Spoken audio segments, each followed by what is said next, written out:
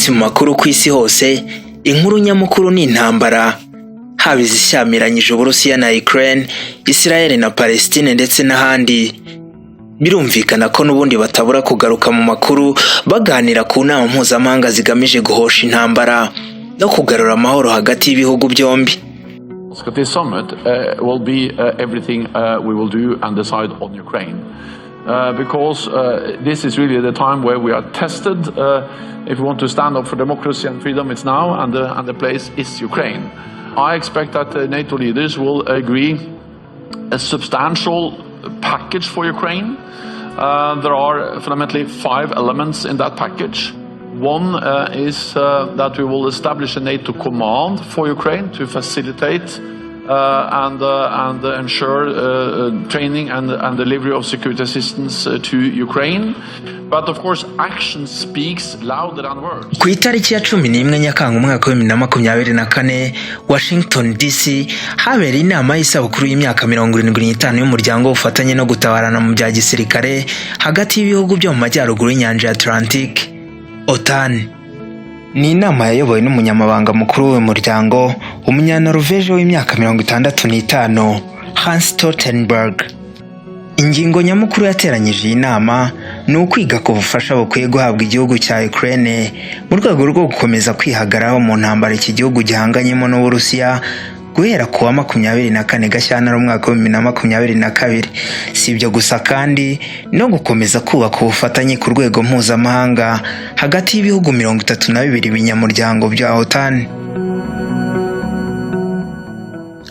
OTAN ni umuryango washinzwe ku itariki ya 4 Mata umwaka wa 1949. Ni nyuma y'imyaka 4 gusa intambara ya kabiri y'isi yose irangiye i Washington DC. Hari ku ngoma ya perezida wa 33 wa Leta Zunze Ubumwe za Amerika, uyu ni Harry S. Truman. Uyu munsi OTAN igizwe n'ibihugu binyamuryango 32. Igihugu giheruka kwinjira muri uwo muryango ni Sweden, yinjiyemo ku itariki ya 7 Gicurasi muri uyu mwaka. Ibindi bihugu byasabye kwinjira muri uwo muryango ni Bosnia Herzegovina, Georgia na Ukraine, byose biherereye ku mugabane w'i Burayi. Ukraine, igihugu kimaze nibura imyaka 10 mu ntambara gihanganyemo n'Uburusiya kubera ko intambara yatangiye mu mwaka wa 2014 ubwo Uburusiya bwigaruriraga bidasubirwaho intara ya Crimea. Uku gushaka kwinjira muri OTAN kwa Ukraine ni ryahanini izingiro ry'intambara n'ubundi bahanganyemo n'Uburusiya uyu munsi.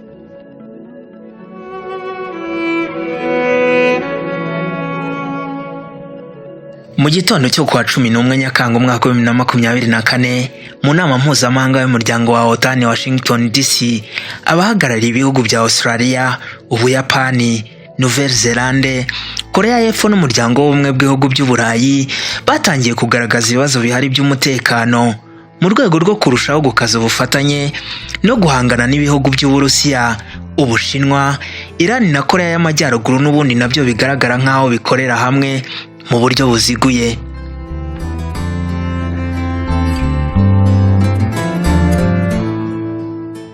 OTAN ikorana bya hafi cyane n'abafatanyabikorwa bo mu gice cya Indo-Pacific ndetse n'umuryango w'ubumwe bw'ibihugu by'Uburayi mu rwego rwo gufasha kubungabunga amahoro no kurinda amahame mpuzamahanga ashingiye ku mategeko.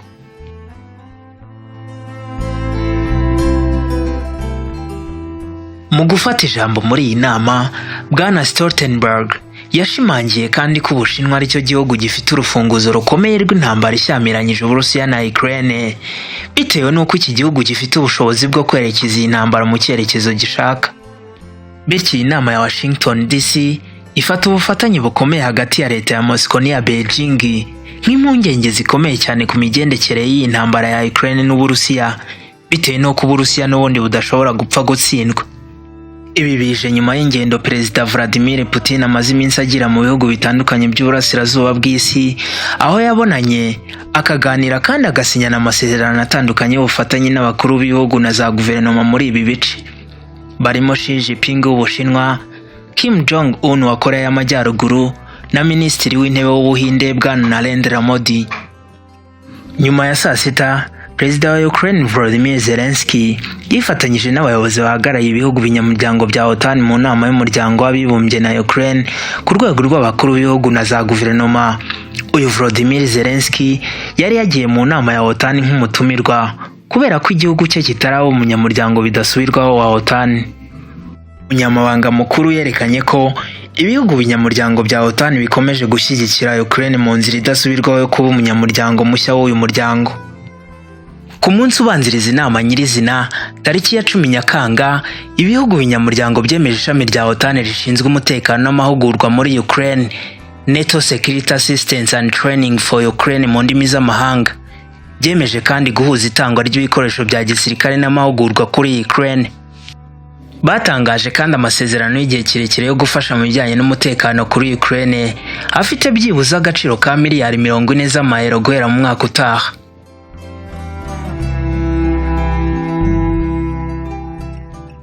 Bwana Stoltenberg ati aya masezerano azafasha kurushaho guhangana n'ibibazo by'ubufasha bwa gisirikare. Ati kandi bizaha Ukraine inkunga yizewe ikeneye mu gukumira no kwirinda ibitero by'Uburusiya haba muri iki gihe ndetse no mu gihe kizaza. Ni umunyamabanga mukuru w'umuryango wa OTAN. Umunyamabanga mukuru yishimiye ko ibihugu byinshi binyamuryango byashyize umukono ku masezerano y'umutekano y'ibihugu byombi na Ukraine, byose bikaba bigera kuri 20. Yagaragaje kandi ko ibihugu binyamuryango byemeje gushinga ikigo gishinzwe gusesengura amahugurwa n'uburezi muri OTAN na Ukraine muri Pologne, NATO Ukraine Joint Analysis, Training and Education Center in Poland. Iyi nama yanzuye kandi ko mu buryo bwihuse igihugu cya Ukraine kigiye guhabwa ibikoresho by'intambara birimo n'indege zo mu bwoko bwa F-16. F-16, indege ihambaye mu bijyanye n'intambara zo mu kirere yahimbwe na Lockheed Martin, ni mu gisirikare cya Leta Zunze Ubumwe za Amerika kirwanira mu kirere kizwi nka Air Force. Ni indege imwe ihagaze agaciro ka miliyoni 63 z'amadolari ya Leta Zunze Ubumwe za Amerika.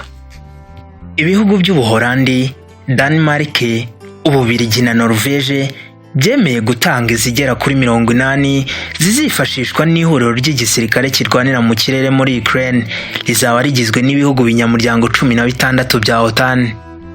Kiyongera kuri ibyo nuko ibihugu bya Denmark, Romania, Ubwongereza na Leta Zunze Ubumwe za Amerika bateguye kandi bakira imyitozo y'abapilote b'abanya-Ukraine bazatwara izi ndege mu rwego rwo guhangana n'umwanzi wabo gica ari Uburusiya bashyamiranye mu ntambara.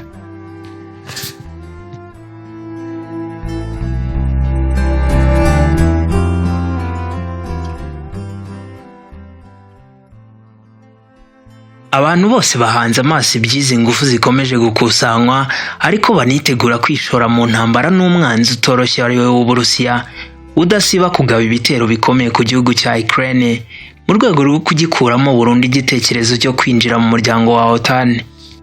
Ibi byose biri kuba mu gihe mu Gushyingo uyu mwaka muri Leta Zunze Ubumwe za Amerika hateganyijwe amatora ya perezida w'izi leta ashobora guhindura ibintu byose, situation geopolitique igahinduka ku isi hose ku buryo namwe muri aya masezerano yasinywe adashobora kubahirizwa bitewe n'uwatsinda aya matora.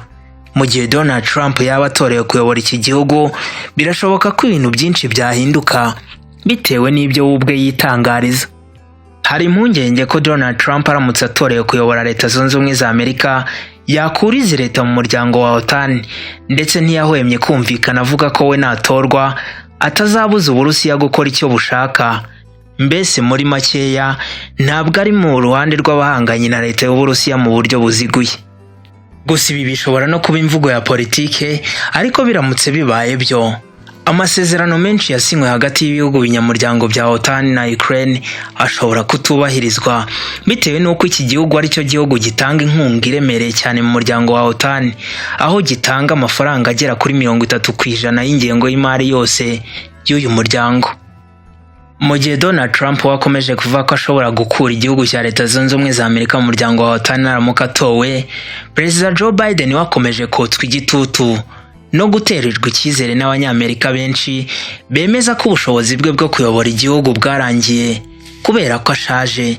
Ibi bikomeza gutizwa umurindi n'uburyo yibeshya mu mbwirwaruhame zisubiramo, uburyo yagiye agaragara yitura hasi mu buryo budasobanutse n'ibindi byinshi, binongeraho ko ari we mu perezida ushaje mu mateka ya Leta Zunze Ubumwe za Amerika.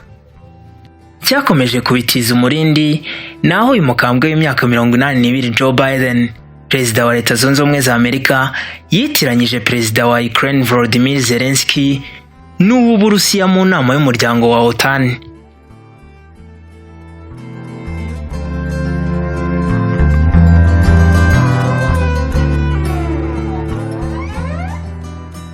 Biden ati Russia will not prevail in this war. Ukraine will prevail. Nabivuze mbere rwose, Uburusiya ntibuzigera butsinda muri iyi ntambara. Ukraine ni izatsinda iyi ntambara, kandi tuzaterana nabo buri ntambwe mu nzira n'ijwi rirenga kandi bigaragarira buri wese. Noneho ndagira ngo nakire Perezida wa Ukraine ufite umurava mwinshi kandi witeguye. Bagore namwe bagabo, Perezida Putin. Perezida Putin? Ngiye gukubita Perezida Putin. Perezida Zelensky, ndi kwibanda cyane ku gukubita Perezida Putin. Ndi mwiza kumurusha. Nibyo ko kuri ukuzimu k'ubwiza buhambaye. Murakoze cyane.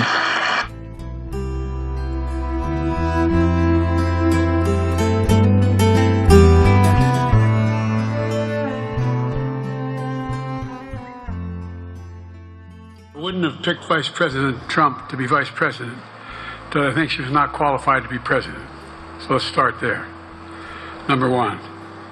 The fact is that the consideration is that I think I'm the most qualified person to run for President. I beat him once, and I will beat him again. Secondly, the idea, I served in the Senate a long time. The idea that senators and congressmen running for office worry about the ticket is not unusual. And I might add. Si ubwa mbere kandi yibeshya, kubera ko yanavuze ko atari guhitamo Vice President Donald Trump ashaka kuvuga Kamala Harris, Vice President w'uyu munsi. Ati ntabwo nari guhitamo Vice President Donald Trump ngo ambere Vice President iyo ntekereza ko abishoboye.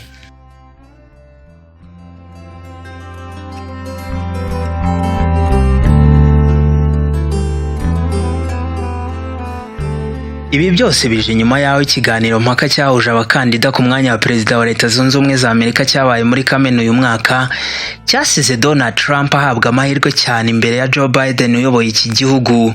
Ndetse Joe Biden mu kwiregura avuga ko yagiye muri kiriya kiganiro mpaka atameze neza, afite ibibazo bitandukanye by'uburwayi no kwibagirwa bishobora kuba bijyanye n'ubundi n'imyaka, cyane ko uyu mukambwe w'imyaka 82 aza ku mwanya wa mbere mu mateka y'abaperezida bayoboye Leta Zunze Ubumwe za Amerika bashaje. Bivuze ko abonye n'imbanda yazavaho afite imyaka 86, ibintu mu by'ukuri abanyamerika batifuza na gatoya.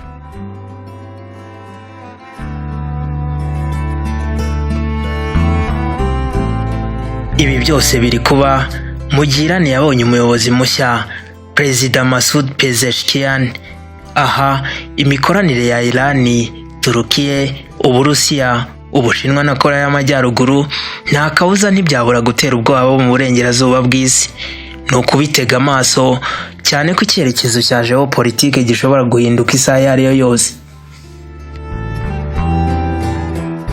Andi makuru akavuga ko nubwo Perezida Volodymyr Zelensky OTAN iri gukora ibishoboka byose ngo imufashe, ariko ngo abanyamerika n'inshuti zabo barifuza kumusimbuza. Ibi ni nyuma yaho ngo intambara imaze imyaka 2 nta cyerekezo, mu gihe yatangiraga ngo abaturage b'abanya-Ukraine bari bamufitiye icyizere cya 80%, ngo ariko basigaranye 63% byonyine.